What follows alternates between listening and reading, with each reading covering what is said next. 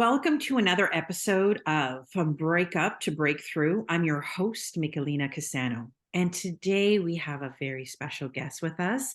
Lara Huska is an associate investment advisor with Viewstone Partners and IA Private Wealth.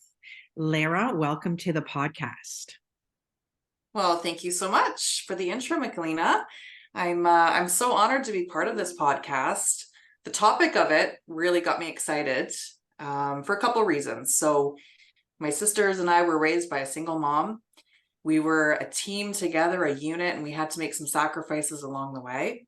I saw firsthand the struggles and sleepless nights my mom endured. Finances were never kept a secret. I remember I would even tag along with my mom to the financial advisor's office, and I would sit there bored out of my mind, but it's amazing what you really absorb along the way. Fast forward a few years later, I ended up working in that same firm for 6 years. And then back in 2011, I became an executive assistant to our senior financial advisor here, but then I pursued my own financial planning license, certified executive advisor license, and investment advisor. So I've been with Viewstone Partners ever since, and I love the work that we do. I enjoy working with all our clients, but helping divorced women, widows, and single moms is so satisfying during this chapter of their lives. I truly believe that my upbringing and my mom's influence shaped me to be the person that I am. And I myself am divorced, so I know the challenges that come along with finances, making your own way, and what needs to be considered as a divorcee. I know what it's like to wonder, will just my income be enough? Where can I afford to live?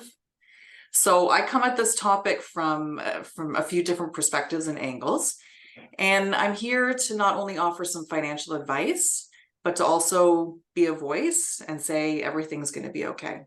Oh, I love that. Thank you for that. Because I think there's a lot of women, especially mamas right there, out there that really need to hear that. Yeah. So today we are talking about navigating financial independence after divorce. So let's just dive right in. Let's talk about steps to reestablishing financial independence after separation. Lara, how can a woman foster financial independence after divorce, especially if she was not actively involved in managing the finances during the marriage? Yeah, great question. My first piece of advice would be to get involved with your money. Know your numbers, right? What money is coming in? What money is going out? What are your current assets? What are your current debts? Are any debts held jointly with your former partner? And during this time in your life, you have to start thinking about your own financial goals, right? Do you want to take a trip? What does retirement look like for you? Do you want to go back to school? Another piece is, know your credit score. Some people don't have that information, and this affects a lot of, future loans, mortgages, rentals. So I can't emphasize enough to know your numbers, stay organized, not only in finances, but in the household in general. Sometimes when there's so much clutter or chaos around you, it can affect your thinking, and you may not be operating at your best self for yourself and your children. And financial literacy, I'm big on financial literacy, especially for women, because gaining, financial knowledge is something that nobody can take away from you. Listen to podcasts on the way to work, follow reputable financial figures through social media, attend free seminars. I believe that confidence equals empowerment. I love that. And I couldn't agree more. I want to ask you, because you just touched upon staying organized. Now, I don't know about anybody else out there, but myself, I'm not exactly a very organized person. What would you recommend to a woman who is, maybe struggles in that area? How should she get started? Yeah, so I think, financially, I think it would be great to first start off with a budget. And I'll be talking about budgeting later on in greater detail, but having a budget, just running that household, that is your job right now, right? and making sure your taxes are filed on time, making sure that you have a great team of support around you, and whether that be friends, family, or financial professionals, or any other sort of professional to kind of help you along the way. Love that. So I hear just taking baby steps and just doing one thing at a time. Yeah, yeah, really one day at a time. Yeah. So next, I want to touch upon building financial independence. So for those women relying primarily on spousal income, how can they start becoming financially independent post separation? Yeah, so if you're able, and sometimes it's not always the best situation, but if you're able, just have an open communication with your former spouse about your financial situation or your living costs. Discuss your concerns you may have about the cost of living, and this could potentially save some misunderstandings along the way. Know what insurance and benefits stay in place post divorce. What amount, if any, are the kids covered through work benefits? Who's the beneficiary on the life insurance policy? And again, create a strict budget for your household. And you know what? Why not explore a side hustle, or perhaps a part-time job, doing something that you love and creating a little bit extra cash flow? And at the same time, you kind of feel the sense of accomplishment and pride of standing up on your own 2 feet. So again, knowing your numbers, right? What money's coming in, whether it be spousal support, whether it be other sources of income, and what's going out. So it sounds to me like you're saying get educated, Hmm. right? Yeah, absolutely. Absolutely. So now let's dive a little bit into long-term financial planning for mothers. Mothers are usually the primary caregivers, not always, but typically. What Hmm. key considerations should they keep in mind for long-term financial planning? Yeah. So, how does she protect herself first? Okay. Whether it be automating regular savings into her own, retirement savings plan. Does she have a will, a power of attorney in place? Ensure those are updated after divorce, of course. And if she has current investments, make sure that the beneficiaries on her investments have been updated since divorce.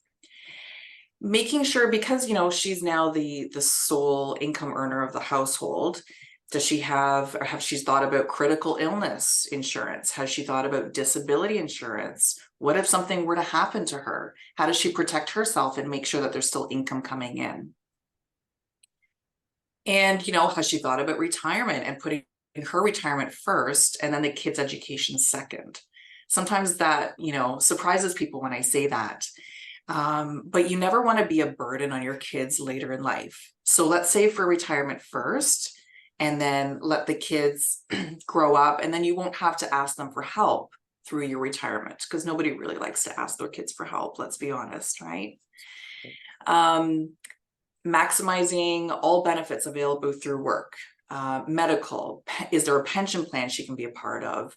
Is there a group RSP where the employer even matches part of her contribution? Don't say no to free money at this point.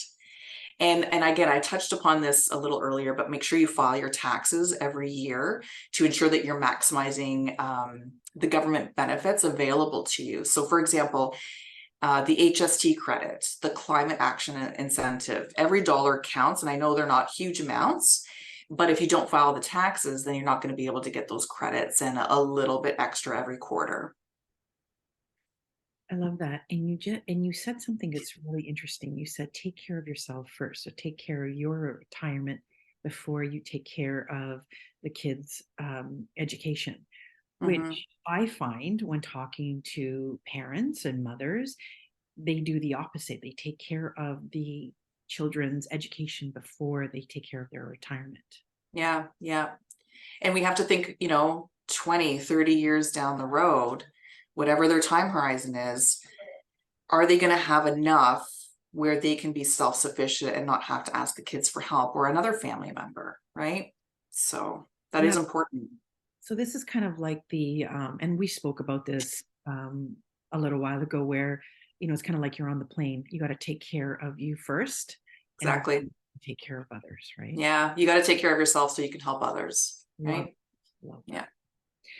So the next thing that I want to ask you about is one of your favorite subjects, which It is is. budget, Mm-hmm. right? So, Budgeting. Yeah.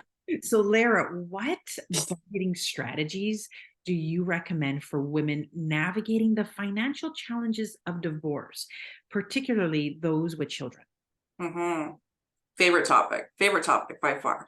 I have so many things to say, but um, I'll start with, budget is the key word here. Your budget is your guide.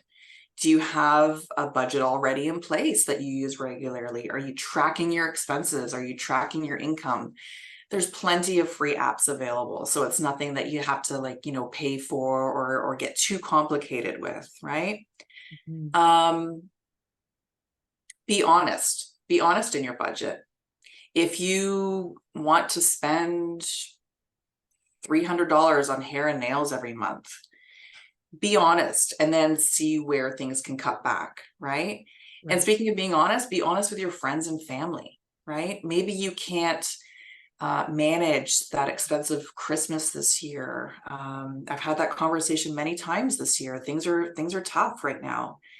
Or, maybe you can't participate in those girl trips or expensive dinners out with the ladies. Be honest with people and just say, you know what, I kind of need to rein things in a little bit. And, they'll understand. Pay yourself first out of the budget. So automate your savings, pay yourself first. And you know what? Sacrifices may have to be made for a little bit as you adjust to your new living situation. And that includes sometimes the kids. I know women tend to feel very guilty with the breakup and the relationship, and I want to give my kid everything and live like we did before, but sometimes that's just not possible. You got to prioritize the essentials, the needs versus the wants, right? And don't be afraid to say no. Mom can't buy everything that you want. Or how about, use this as a teachable moment for the kids, right? So maybe set aside some allowance money and say, okay, if you'd really like that new bike, let's save up for it. And what are you teaching them in the meantime? You're teaching them some financial independence, the value of a dollar, how to earn money, Immediate help around the gratification, house. right? I'm sorry? And not immediate gratification. That's right. Yeah. And they learn that not everything is handed to them, right? I was a product of that. My mom, we all had to make sacrifices, or if we wanted something, like my sister and I had the market on the whole neighborhood for babysitting jobs, right? So let's just, babysit those kids and make $5 an hour. I know the going rate is much higher now, but we had to learn to be financially independent. And I can honestly say, my sisters and I, we are fiercely independent in so many ways. And I attribute that to our upbringing. So don't be afraid to Like, maybe make those teachable moments for the kids. Kids are very resilient. yes, they are. I agree with you on that one.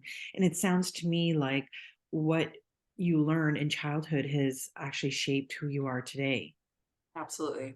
Yeah, Absolutely. I love that. Yeah. And like having the cash flow is important in your budget, right? So we talked about a little bit earlier, but like make sure you know what the government benefits that are available to you. The CRA website's a great resource to help you determine what you're eligible for. There's some for low income families or single household families. Sign up on the CRA portal. That'll save you a little bit of time, some frustration, and knowing, where's my tax refund for the year. So that's part of organization. I love that.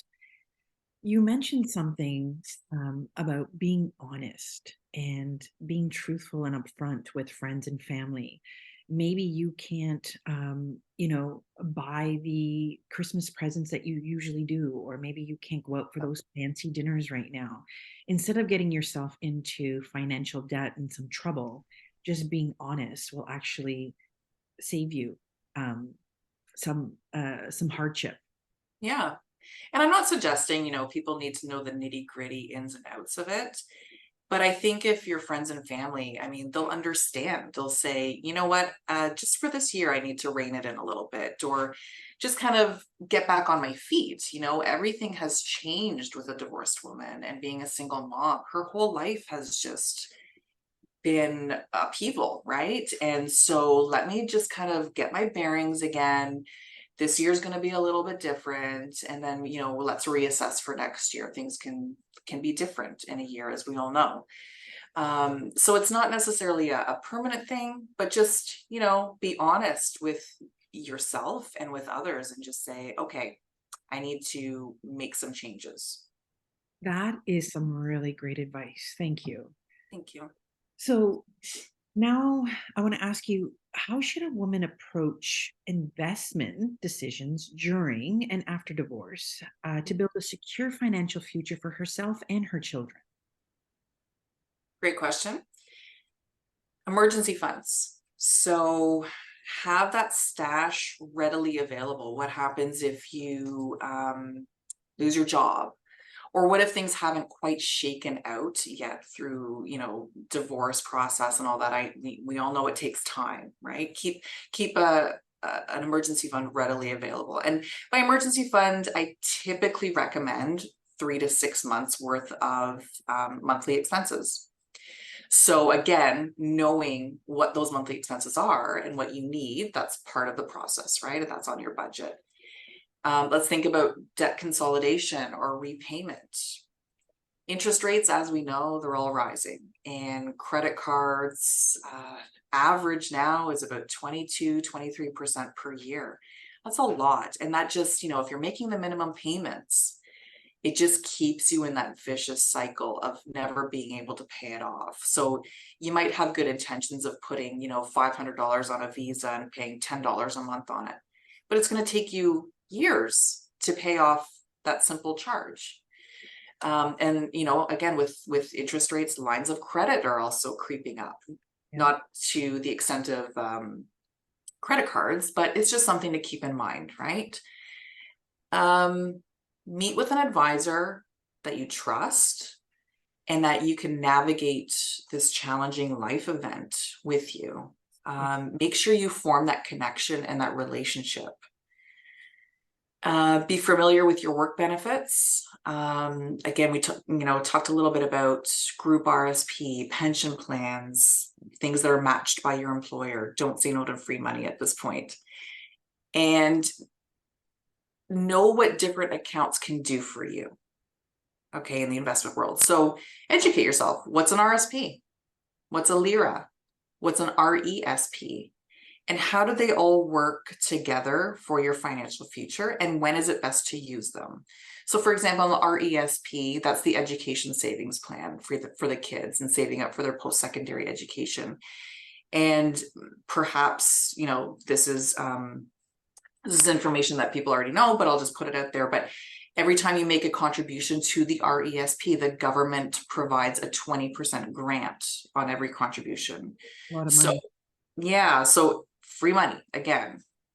And when you're ready to invest, or if you are investing, make sure you diversify your investments and learn what stocks are, what's a bond, what's a mutual fund, and how do they all play a role in your entire portfolio.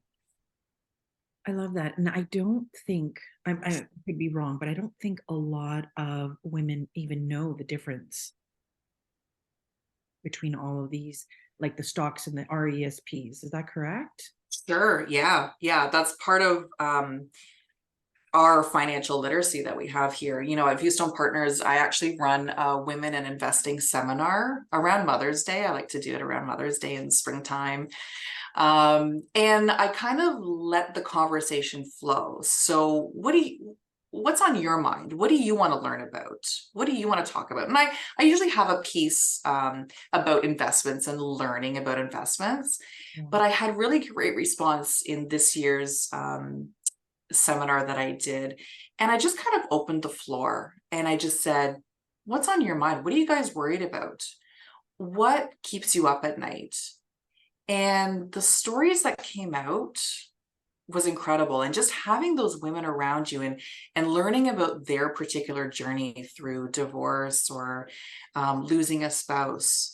And it was just really empowering to have all these stories and learn from each other. So I love doing that every springtime. And I usually have a component to, okay, let's learn like what's a stock, what's a bond, how does that work? But then I kind of open it up and say, okay, we've done our learning now. Let's just talk as women. I love that because when women start to open up, um, they don't feel alone anymore. They feel like they have a sisterhood, right? Very true. Oh, Very true. I'm not the only one going through it. Someone else is going through it too. That's right. As a group, we're a powerful force, honestly. Yeah. Yeah. I love that. You know that. Yes, I do. So let's talk educational resources for financial independence. Hmm. What resources or educational tools do you recommend for mothers and women going through divorce and wanting to learn how to be financially independent? Hmm. There are so many resources out there. I could spend all day. Doing a quick Google search, you can find tons of them. There's a couple books that I really like. I really like The Wealthy Barber Returns. It's an easy read, humorous, and you kind of leave after reading that book saying, okay, I get it, right? That's a really great start right there. Willing Wisdom. So Willing Wisdom, it's a fabulous book about legacy and about wills, power of attorneys. I mean, more than 50% of Canadians don't even have those documents. And it's so important to be part of your financial plan. So Willing Wisdom is a book that, again, a very easy read. And it just talks about the importance of that and leaving a legacy and what to think about with family. I have a couple websites that I love. The first one being mymoneycoach.ca. Yeah. Love that one. There's some great articles, great blogs. I love moneysense.ca. And I love the website getsmarteraboutmoney.ca. And on that one, there's actually some really good tools and calculators. So, hey, I can save this amount of money and I plan to invest it for 30 years. What will I have at the end of it? Great tools on there. And I'll put a little plug in, you can visit our website, viewstone.ca. And there's some resources and some articles on there. You can get to know our team a little bit more and some calculators as well. And, thinking outside the box, resources, educational resources, YouTube has been my friend in learning how to do some basic home improvement skills. Okay, so how do I fix a leaky faucet? How do I change a light fixture? These are things that can really eat into your budget if you have to make service calls. We all know, like, I mean, just to make a service call, it's $125 just for someone to show up at your house. Let's not talk about the hourly rate. Let's not talk about the labor and the parts. So that could be a really helpful resources in learning to do some things on your own, and you kind of get a sense of pride and accomplishment out of that as well. So I can speak from experience, so I'm pretty handy around the house to a certain extent, but these are things that I just had to learn along the way. But you didn't know how to do that. You had to learn, right? Absolutely. Yeah. And I'm like, oh, do I need to call somebody for this job? Well, let's try to YouTube it and see where I can get. YouTube is So a great resource. And here's the other thing is like $25 here and $150 there. These things all add up, right? every dollar counts, especially in a position where you find yourself newly divorced, newly separated, you're a single mom. Every dollar counts. So yeah, it's a lifesaver sometimes, right? I agree. Fantastic advice, Lara. Thank you for Oh, thank joining you. us today and sharing these valuable insights.